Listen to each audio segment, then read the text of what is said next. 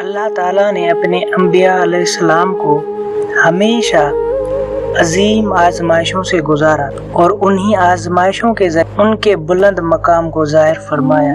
انہی مقدس ہستیوں میں ایک عظیم حضرت ابراہیم علیہ السلام، وہ اللہ کے ایسے بندے تھے جنہوں نے اپنی پوری زندگی صرف اللہ کی رضا کے لیے گزاری۔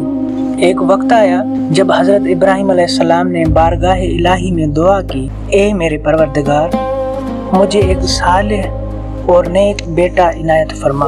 اللہ تعالیٰ نے اپنے محبوب کی دعا قبول فرمائی اور انہیں ایک عظیم بیٹے کی خوشخبری عطا ہوئی، حضرت اسماعیل علیہ السلام۔ وقت گزرتا گیا، حضرت اسماعیل علیہ السلام بڑے ہونے لگے اور پھر اللہ تعالیٰ نے اپنے خلیل کی محبت کو آزمانا چاہا۔ حضرت ابراہیم علیہ السلام نے خواب دیکھا کہ وہ اپنے پیارے بیٹے کو اللہ کی راہ میں قربان کر رہے ہیں۔ یہ کوئی عام خواب نہ تھا، کیونکہ انبیاء علیہ السلام کے خواب اللہ تعالیٰ کی وحی ہوتے ہیں۔ ایک باپ جس نے بڑھاپے میں بیٹا پایا ہو اور پھر اسی بیٹے کو اللہ کے لیے قربان کرنے کا حکم مل جائے، مگر قربان جائیں حضرت ابراہیم علیہ السلام کی اطاعت پر۔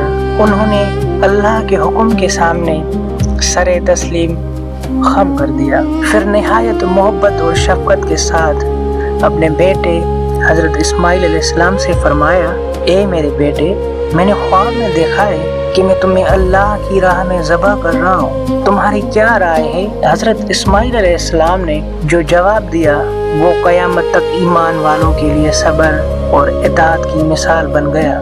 انہوں نے عرض کیا، ابا جان، آپ کو جو حکم دیا گیا ہے اب وہی کیجیے، انشاءاللہ آپ مجھے صبر کرنے والوں میں پائیں گے۔ یہ منظر صرف ایک باپ اور بیٹے کا نہیں تھا، بلکہ اللہ کے حکم کے سامنے کامل اطاعت کا عظیم نمونہ تھا۔ پھر جب دونوں اللہ تعالیٰ کے حکم کے آگے جھک گئے اور حضرت ابراہیم علیہ السلام نے اپنے بیٹے کو قربانی کے لیے لٹا دیا تو اللہ تعالیٰ کی رحمت جوش میں آئی۔